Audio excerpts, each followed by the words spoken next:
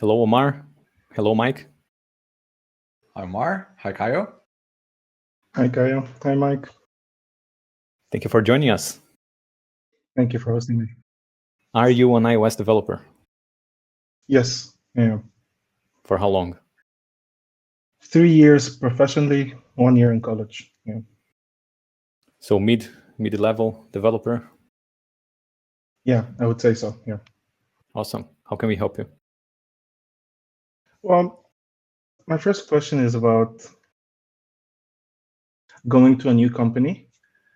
What are the sort of questions I could ask the technical team or like the team I'm going to work in that I would know that they have the good environment or they have the same mindset of mine, or so like let's say I care about, let's say, I don't know, TDD.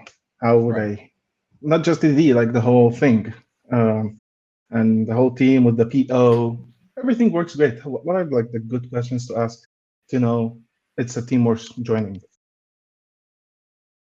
Okay. Yeah, that's good that you're asking this, because most people go to the interviews and they think they should only answer to questions. But no, Exactly. In the interview, you should also ask questions. And if you ask good questions, you're gonna win points with the interviewer. So one thing I like to ask is, what does it take to succeed here? Mm-hmm. What does it take to succeed? Then we'll see. They're going to talk about what they care about, and it's important when you start working for a new company, they understand what they care about, right? So you can deliver what they expect. And you can also filter, if they care, no. To succeed here, you need to work very fast, work weekends, and 14 hours a day is like, thanks. Right? Yeah, exactly. If that's not you, absolutely. Yeah. Then you can say no. If you can say no. Another one. If you mention testing, you can ask, what is the development process you follow? Mm-hmm. Or the team follows? Maybe they don't even have one. Maybe like, everyone just do their job. So they don't have an actual, technical disciplines and processes in place to make things more efficient. What is the testing strategy? A sub question here. What is the testing strategy? Or what are the testing strategies? Because maybe there's more than one. Yeah. They're going to say, well, we hire manual QA engineers and we deliver the app and they test it for us, which means they're not testing their code. They don't have automated tests. Automated tests, yeah. And if you care about having a good automated suite of tests, then you already know it's probably not a good fit.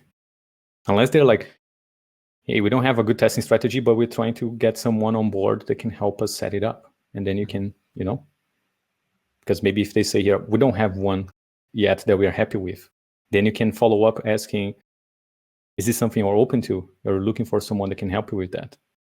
You can already show that you can help them with a problem that they have. You can also ask, how important is automation to this project? What kind of automation do you have in place to help the team be more productive? That's something you can ask as well. How often do you release versions of the app?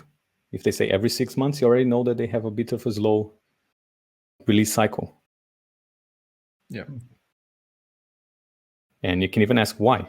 Because maybe there's a reason why they only release every 3 or 6 months. Maybe there is a good reason that it's not a technical limitation. It's just that it's a choice, not a limitation. Because if it's a limitation, it's not a good sign. Because if, we release every 6 months because we have a very long QA process and we have a bunch of bugs in the app that is hard to, fix without breaking something else. So it's important to know if they release every 6 months, is it a technical decision? It's a choice, or is it a technical limitation?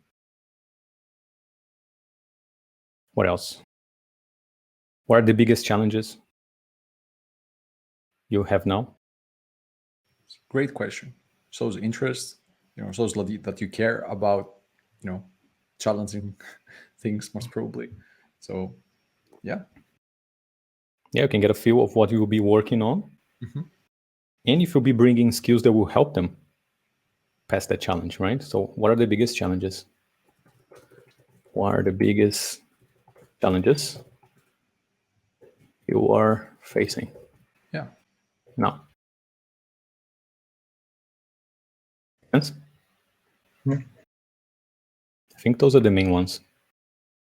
Yeah, and there's nothing wrong like with asking, do you do test-driven development? Like, I don't know if that's what if you were a bit cautious to ask that, but yeah, of course, it's like it's a well-known, established process, you know. So there's nothing wrong with that.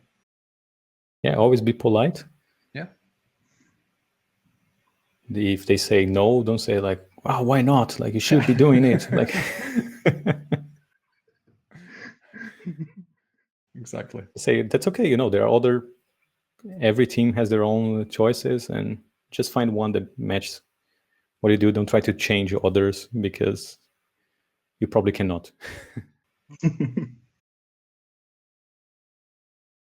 Yes. All right. So I think that's it. Main questions you can ask. Okay. What does it take to succeed here?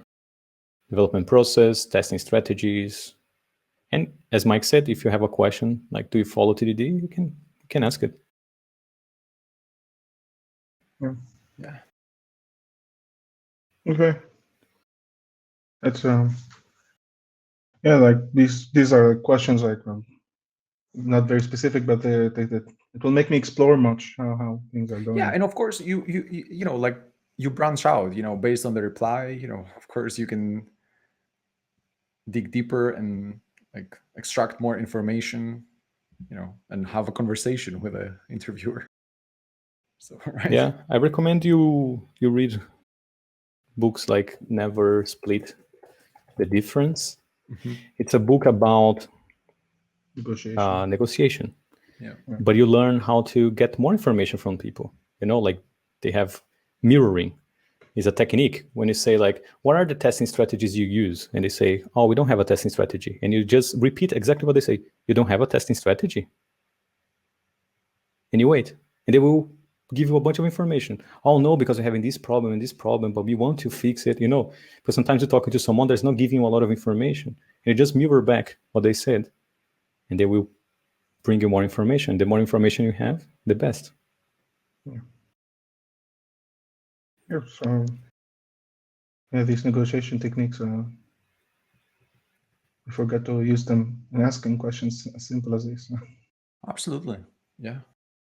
Exactly. Like it's also a shift in the mindset. Like you're not there to be judged, right? Like you're there to start a collaboration, a possible collaboration, right? So you need to know what you're getting into and if that's a good fit for you or not, right? Yeah, so that's Like, yeah, you should be, you know, inclined to ask a bunch of questions. awesome. Okay, yeah, that's pretty clear. Awesome. Okay. The next one is like really very trivial one, but it's not trivial. Like I'm not sure. I think it depends from person to person. But let's say I'm in an interview, somebody asks me a question, and I don't know it. Maybe he asks me, "What's a linked list?" or "What's a linked list?" I don't know, and I'm usually very curious to know. So. Like I'm always like, should I ask him or just wait and see what it is after? That's like I think I don't know. What do you think? Research it later, probably best. Just say, I don't know, I'll research later. Because, some interviewers might even give you the answer without you asking for it. They might say, oh yeah, what I mean is like this, they try to help you, because they understand that sometimes you know things, but when you are in the interview, like, your mind just blanks out. You cannot remember anything. And if they have empathy, they are actually interested in hiring you, they will be guiding you to maybe, find the answer on your own. Otherwise, if they're more close, just research later. Just say that you don't know and you search later. Or I'm not familiar with this. That's it. Make a note, mental note, and research later. Then in the next interview you go, now you know. If they ask the same thing, you learn something new. It's a great learning opportunity as well, going to interviews. That's true. That's true.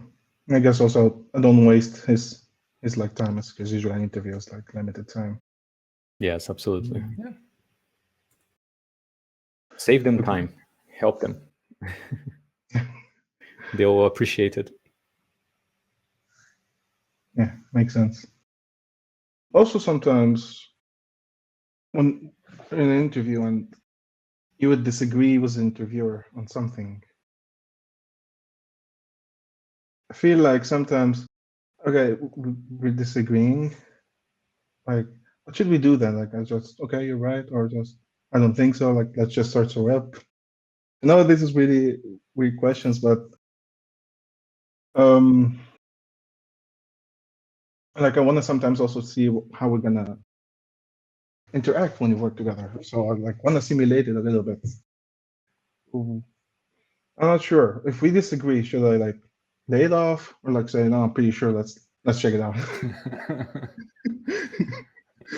Yeah, it's important that you explain your point of view. You can say something like, "Oh, the way I learned X was ABC, but now you made me think about it. I'll revisit it again. Thanks, but that's how I learned it." And because you're not there to prove you're right and they're wrong. Yeah. That would be the wrong start for a relationship, for a colleague that you're going to work with, where I start with the wrong foot. Yeah, exactly. Right. You're not there to prove you're better than them in the interview. And remember that they might be right and you might be wrong. Maybe, you forgot something along the way, but they might be wrong too. They might be 100% wrong and you are 100% sure that you are right. By being polite about it and letting it pass, wow, the way I learned it was like this. I'll revisit again. Thanks for bringing it up. They'll probably do the research too, because something that has like, maybe they're being a bit resistant about it because they also don't know you. They want to look smart. But they will do the research too after the interview. You can be sure. If there was a conflict in there and they were not 100% sure as well if they were right, but they defended their position, they will research afterwards. And they will figure out on their own if they were wrong. And this will be better for you. Better than you telling them they're wrong is them figure out they're wrong by talking to you on their own. So let it go. Don't fight for it. Yes, exactly. But explain, like, this is how I learned it and that's how I applied it. But just be polite about it. And if they have strong opinions about it, it's not worth the discussion. Like, it can get heated. And this can also make you a better leader, because good lead developers, they don't prove others wrong. Exactly. Right? Pointing fingers. They will guide the other developers to do the right thing on their own. I think this is the best way to do it. I've done it in the past and it worked, but be free to try your own ideas as well. Yeah. You give guidance, direction, but you don't tell them what to do, how to do it, and if they're wrong, you don't tell them, oh, you're wrong. See, my way was much better. I had bosses that never fought for their opinions. They would just tell me like, okay, this is how we'll do it. Now, do what you think you're right. And I'll often go and do it my way. Like, I know what I'm doing. And if I hit a roadblock, I'm like, oh man, they were right. But I learned on my own because of them, because they showed me a different path. So those are the best lead developers I worked with. I learned a lot from them. Yeah, and it's also very important, like to work on this attitude, like the attitude part of the whole I don't know, like interviewer and later collaboration, especially if you have like 3-4 years of experience. This is, you're not there yet at this senior level where you got the skills, everything. So the right attitude is going to help you get there so much faster. So yeah, what Caio says. Let's go. Because imagine, like, sure, you want to know how it's going to be when you're working with them and having a discussion, right? But it's just like going on a date. You don't want to have a fight with them on your first date just to see how it's going to be when we are in a relationship 3 years down the line and we have a discussion, right? We need time to build a relationship until we are in a point where you are comfortable actually, having like disagreements. I don't think the interview is the right place to have strong opinions or disagreements. Express your opinion very clearly, explain your point of view respectfully, and that's it. Let it go. Yeah, makes sense. I wanna go a little bit into the point where you said, yeah, when the lead or the boss, or you would say something and just do whatever you want. Well, this is something I myself struggle a lot with, where I might think this is the right way, and somebody will come and do it like the most opposite way, and I think this is harming us. They think they're right, I think they're wrong, or I think I'm right. Sorry. I mean, when someone should let it go, and when would no, I should hold a strong opinion about this because this will maybe cost us double the work down the line. But yeah, I guess also the attitude is a big part of this, because as Mike said, say it it's the way I'm saying it's either I'm right and you're wrong, and then it's a fight. Yeah. While the true goal is to get the best of, let's say, of the product. I'm not sure how. So should I always just say my opinion and let it go, or sometimes should no, let's say this will make a lot of problems if you use 20 singletons in only 2 classes. I don't know. No, yes, absolutely. No, you need to let them have their space. But if they are failing, don't let them fail, right? Absolutely.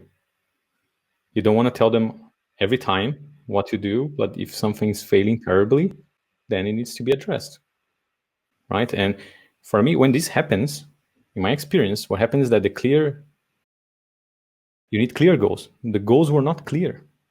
That's why if you say, hey, we need to implement this thing, and someone goes there, create 20 singletons, don't write any tests, break all the interfaces, break all the modules, there was no clear goals. They're like, hey, our definition of done is this feature is clean. There's a diagram. There are tests. You pass QA. You have a clear process and clear guidelines for the code base. Then you won't be wasting time with having these discussions. Because then it's very clear if they fulfill the standards of the code base or not. And if they don't fulfill the code base standards, like, hey, this is not up to the standards. Do you need help? Because you shouldn't be fighting for standards anymore, right? As a team, we should agree on the standards and everyone should follow it. And improve the standards. If the standards are not good enough, we improve the standards. You change the standards. But you need to have this discussion as a team. Everyone will agree and commit to that. Now, if someone comes and creates a terrible solution that doesn't follow the standards, no, it needs to be addressed. But you need to have these clear guidelines, these clear goals, clear standards, so you don't waste time having discussions. Exactly. Yeah. Make sense? So set clear goals as a leader and then let them go and do their way. If they are doing something different, but it's still following the standards, then you should accept it. Because the solution is tested, because the solution passes all the criteria you're setting there. It's clean. It's just not the way I would do it. But that's fine. Yeah. But if it's a terrible solution, no, you shouldn't accept terrible solutions. You should go there and help them improve it. Okay, makes sense. I think I understand now. Yeah. Some conflicts happen just because goals are not aligned. Yes. Exactly.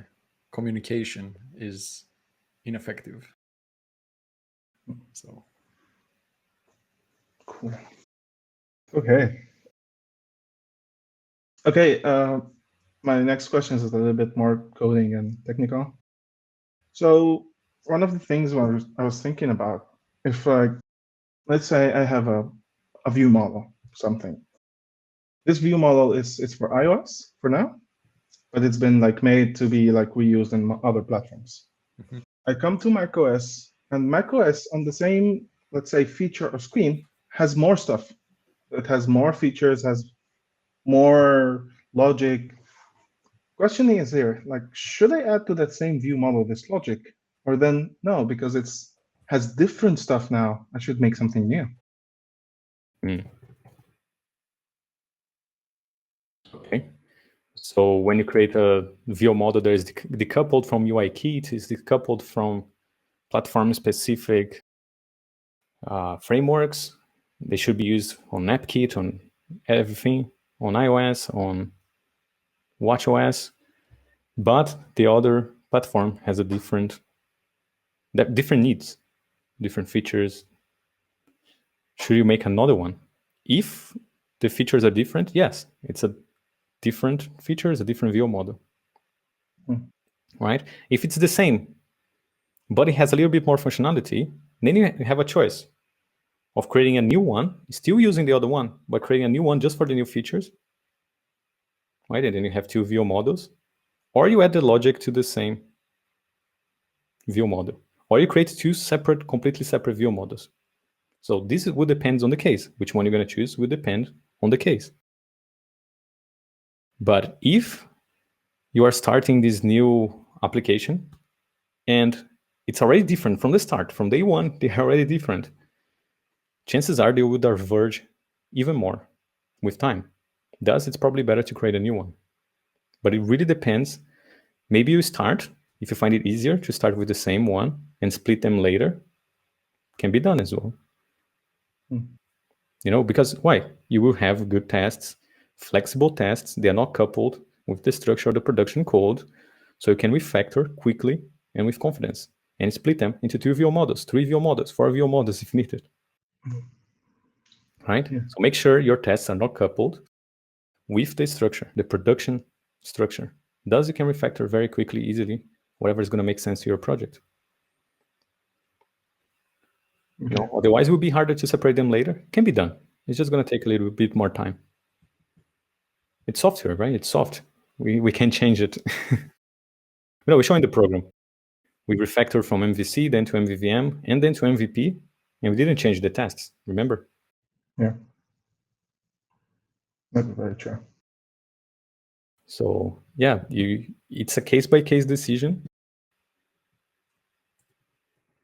And if you make the wrong decision, you refactor later.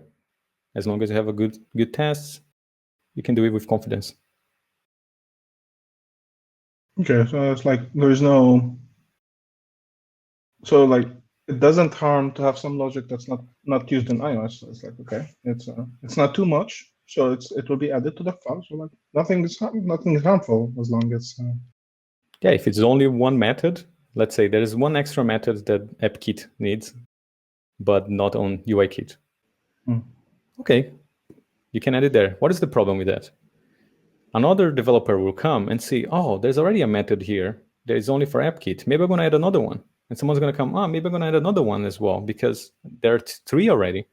And suddenly you lose control. Yeah. And you have a massive view model. So maybe if you're adding too many responsibilities to the same view model, maybe it's time to even split them into more and use more composition. Rather than keeping everything in one massive thing, you create many others that can be composed.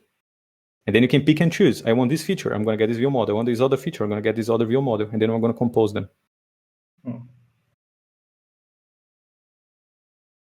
Yeah. But you can start simple as long as you have these clear standards in the team and people know that, hey, this view model is getting big. And proactively, people would already notice, hey, let's split it now. Now it's time. Yeah. Okay. Makes sense. Cool. Hey. Yeah. Yeah. I have so I know we should test the behavior of the system more than the implementation, but this is like a real life scenario. Like there's auctions where it has timers and it shows when the auction is ending. And we got like many auctions in the app. Real time? Real time. Yep. So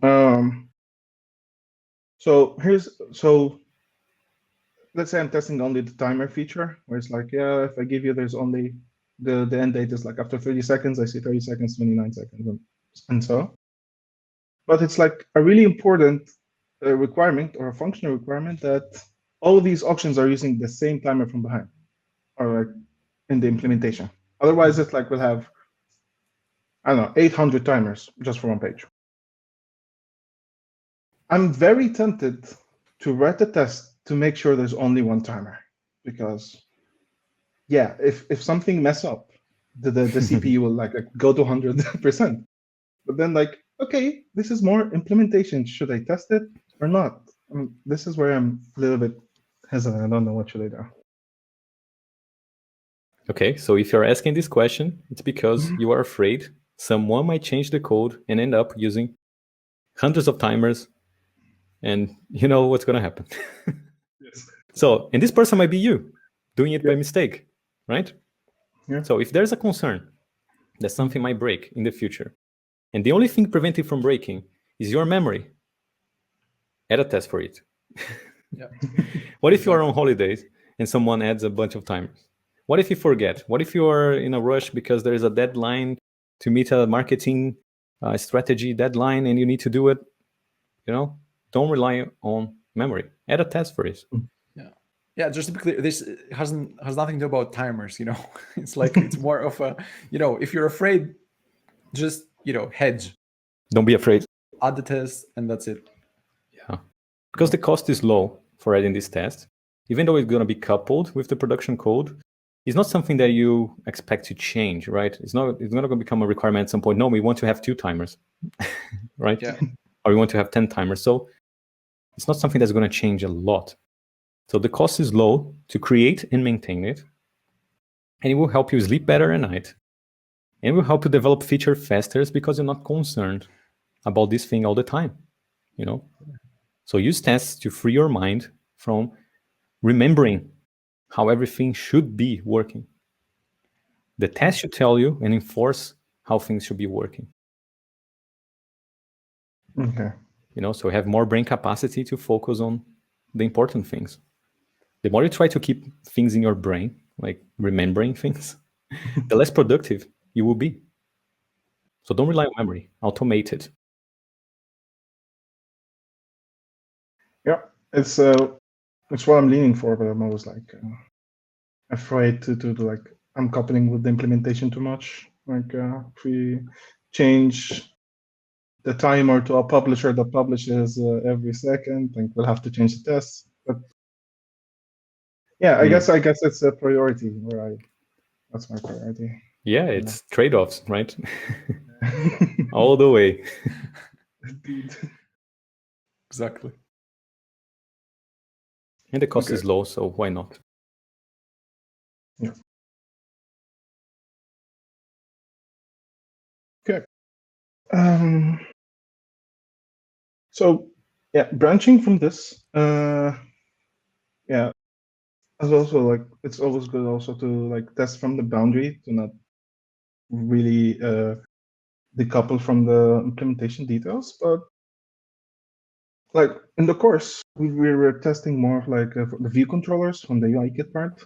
I know we do our DSLs and make sure that not every test will break if like let's say not UI search controller or something, change it. Everything won't break. But in Swift UI, this is really hard to do in Swift UI. So like, where is the new boundary? Is it like maybe the view model? If that's okay, I have also a problem defining boundaries. So where's my boundary here? What is the boundary for something? Like the app has so many stuff, places where you save the user favorites, or here's some pieces of logic, here's the view model, here's the UI. I mean, the UI and the view model is very clear. All other logic, I don't know where is the boundary for that. There's like an easy way to know what's the boundary, not go deep and test every class I have. Well, the way I see it, the boundary is the public interfaces, right? Only make public things, they actually need to be public. And then everything that is internal and private, I try not even to use at testable in the test side as much as I can, because then I'm forced to only use public interfaces. And it helps me discover what needs to actually be public as well. Yeah. Right, so we always start from the boundary of the testability is the public interface. What's not public, I try not to test directly as much as I can. I don't even use at testable, because then I cannot even physically compile the file if I try to access an internal type. So in the program, when we show integration tests, which is one of the strategies, we test through the view controllers, but we also don't create the view controllers. We use a composer in the test side that creates the view controllers, and we test everything through the public interfaces of the view controller. Now, the view model, we never made it public. I don't know if you remember that, because since they were internal, we were not testing it directly to the test. We were testing them in integration, right? Through the boundary, the public boundary, which in that case was the view controller. Now, the same way you need to test the SwiftUI view. And if you can test through the SwiftUI view, like you do with view controllers, and your view model is not public, then you test directly through the SwiftUI view. You know, there are some new frameworks now that you can actually tap on buttons and traverse the SwiftUI hierarchy in unit tests. So you can write unit tests or integration tests through the SwiftUI views. So it can be done. We didn't know it was possible. It is possible. It's not officially supported yet, but it's possible.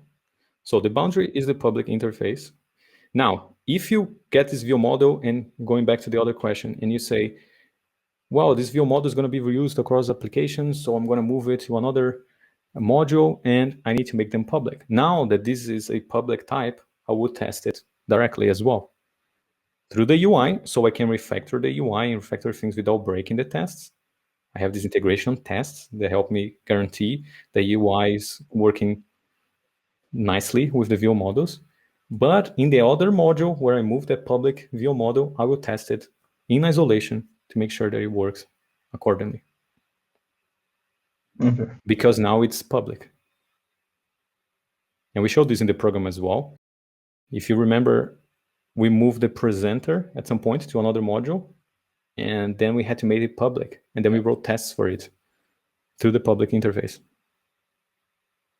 Exactly.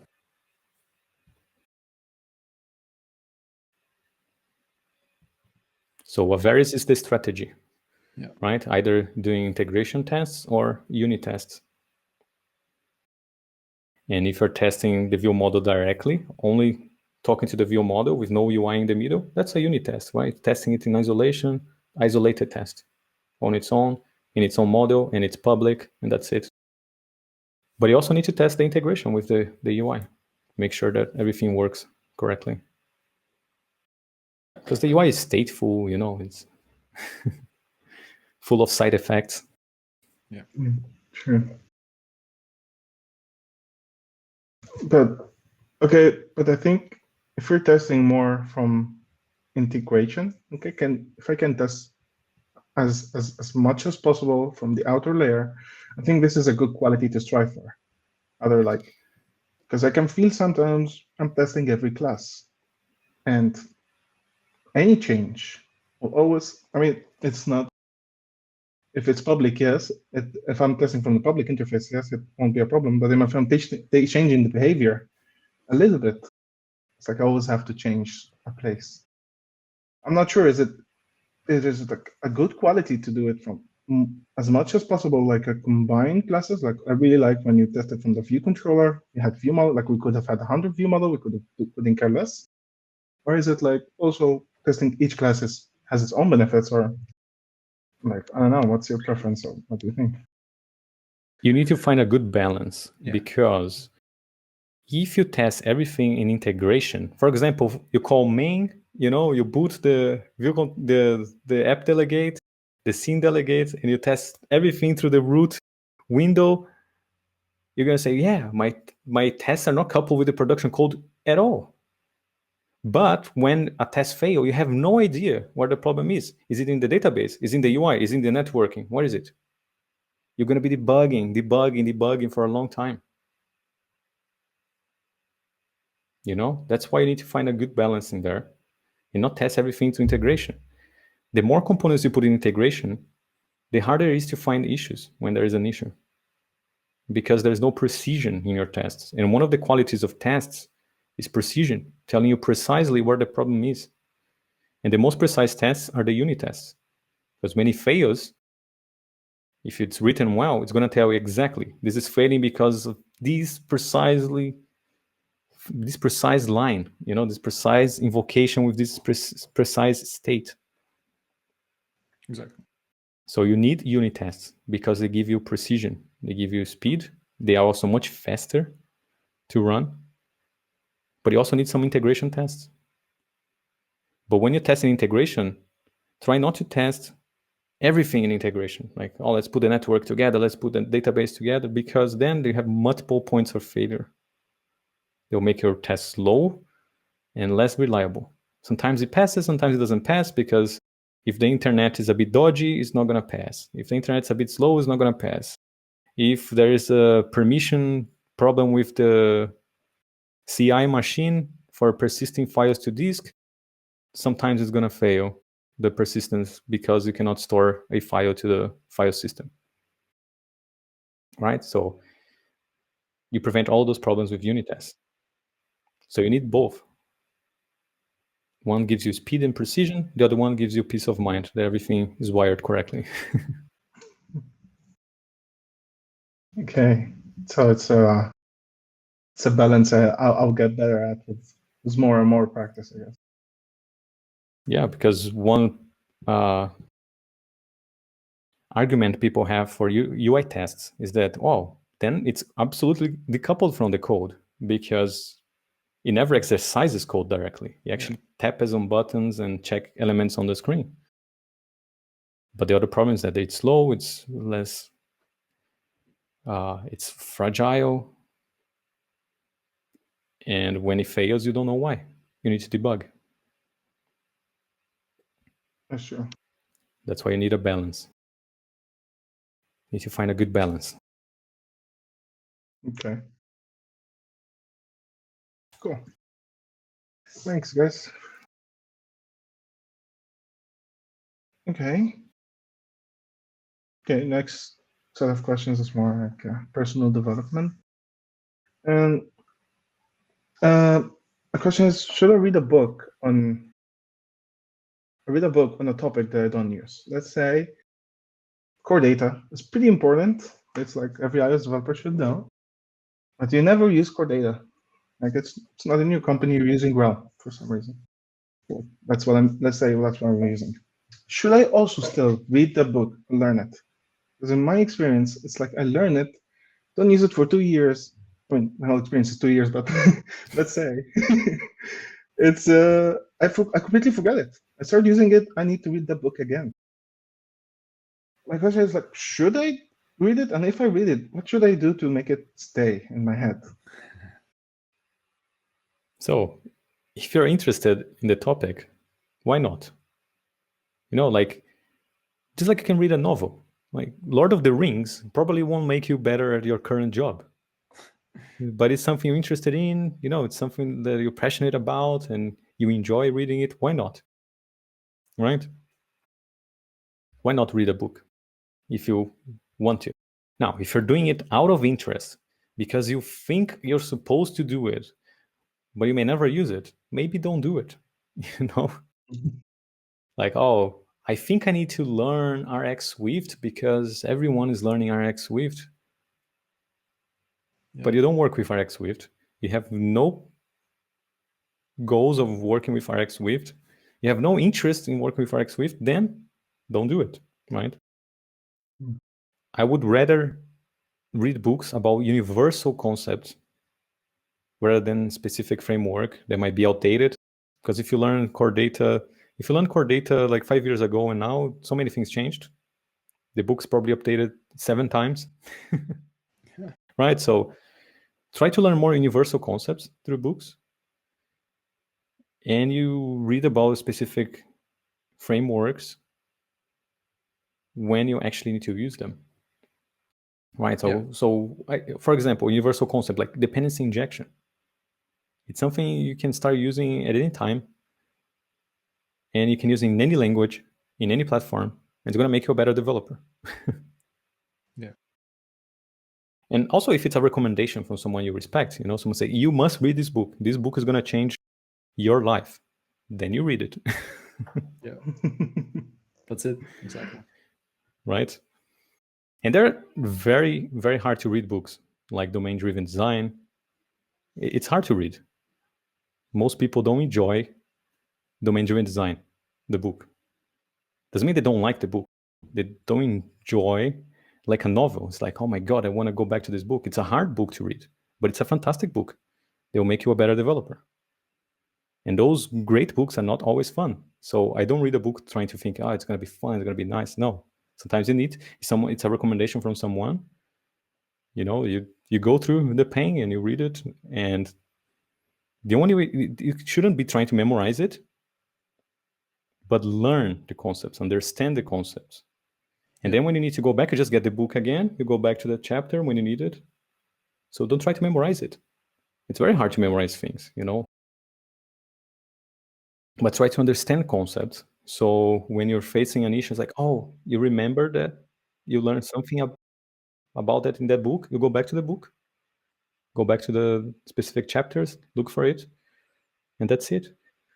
Another way for you to learn more from books, take notes. If you're reading it through Apple Books, for example, you can add notes, write down what you understood. So when you go back to the book, you can search through your notes as well. And like taking actual notes is going to make you think more about what you're reading.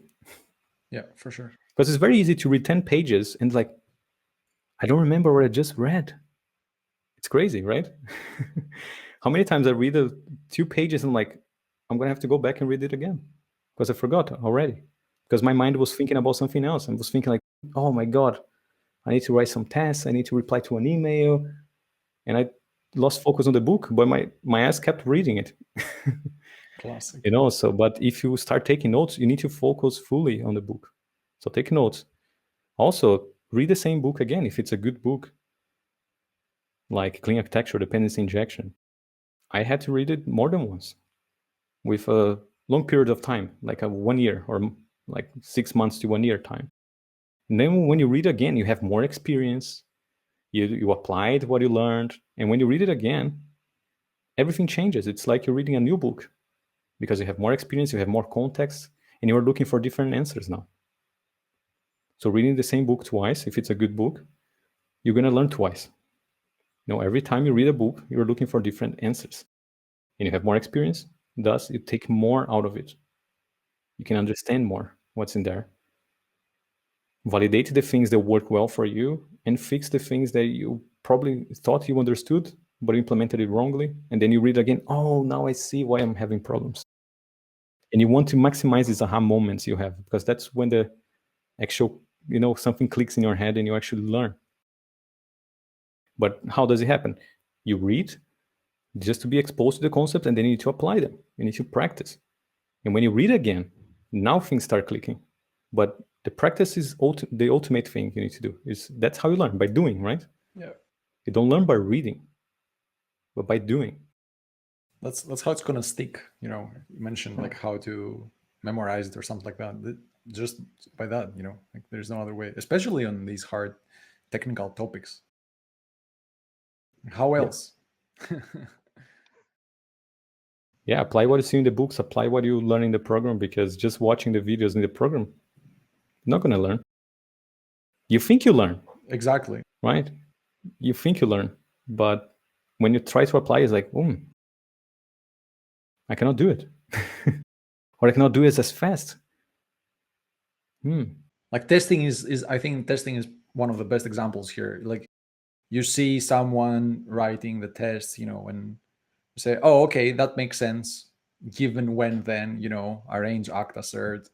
Okay, we're testing just, I don't know, like an event, something like that, and we're firing a delegate, something like that. Okay, now go do it. Like, you're gonna say that, yeah, it's not gonna come naturally to you, or maybe if it does, it's probably because you have memorized that exact scenario. But you go to do it in your own project, at work, where all parameters are different, classes are different. It's not gonna be the same. Yeah, or you're dealing with a weird framework that you cannot mock a specific class, or you cannot instantiate it to pass as a parameter. It's like, oh my God, what should I do now? Oh, my test is too slow. What should I do now? Like all those things, they only happen, you only see them when you're actually running the tests. I was like, oh, I press Command U, but nothing happens. Oh, I need to set up a test target. Like, how do I set up a test target? Oh my God. Then you go back.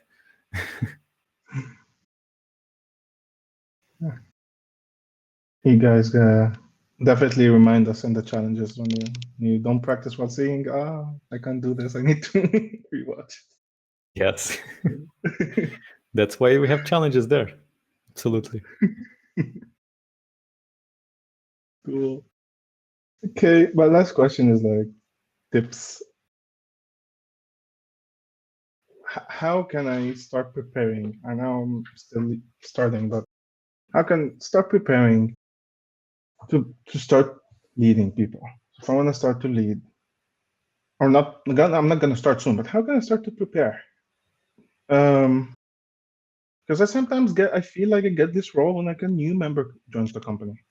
Okay, you're the one who knows the project. You're teaching them at the beginning until we completely autonomous, all of us.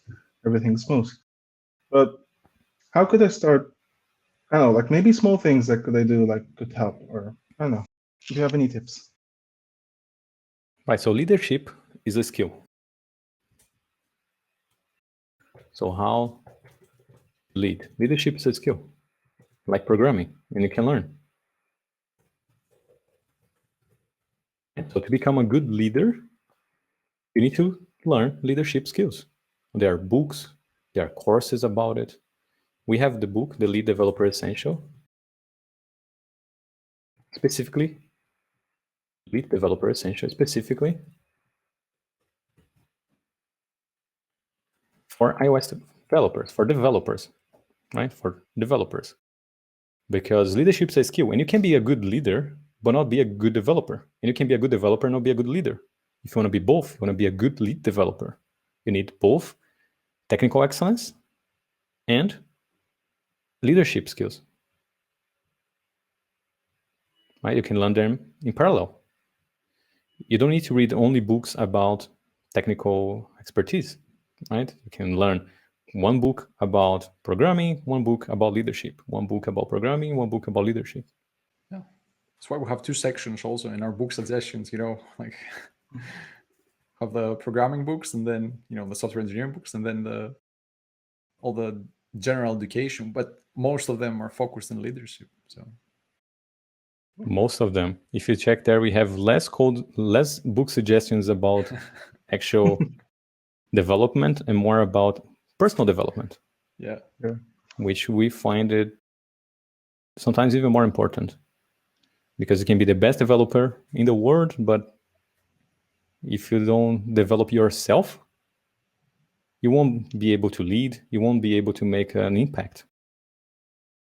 Exactly. Come back to the point of the attitude, and the attitude is like, we can't do that for you, we can teach you here how to test stuff and how to structure properly your architecture, but the attitude is something that you need to do. And how you're going to do it, like you need to understand that. So So that's why we focus like tremendously on this. So leadership is a skill. If you want to become a good lead developer, you need both to be a good developer and a good leader. So you need to learn both, and you can do it in parallel. The earlier you start, the better. Usually we start thinking about how to become a good leader when we are already senior with 10 years experience. But then you need to run after the fact that you're not a good leader. Like, so, if you start right now, you have 3 years experience and you start already learning about leadership, like in the next 3 years, you'll be much better technically and already with leadership skills. So you'll already be a senior ready to lead. For sure. So don't wait to become a senior to start thinking about leadership. And that's why we added all of this in the program as well. Because the earlier you start this, the best. So if I'm giving one day the role, I'm ready. Okay.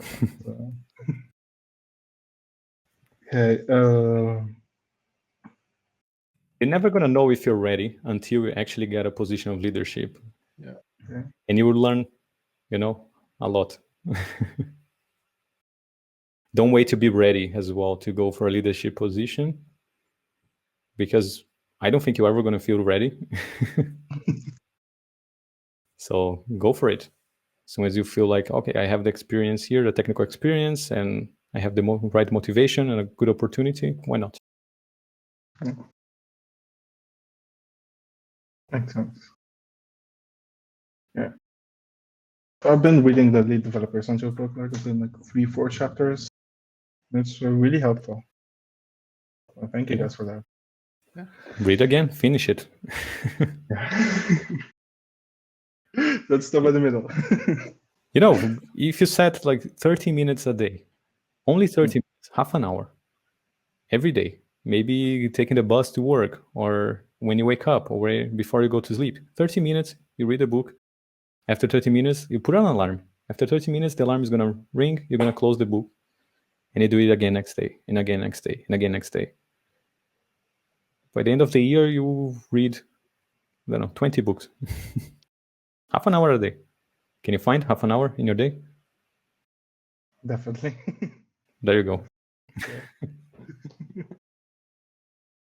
Awesome. Awesome. Thanks, guys. It's been like amazing. Learned a lot. Thank you so much, Omar, for joining us. Great questions. Thank you for sharing with us and everyone. Thanks. Okay. All right. All right. Bye. Awesome. Bye. Take care, Omar. You guys. Bye-bye. Bye.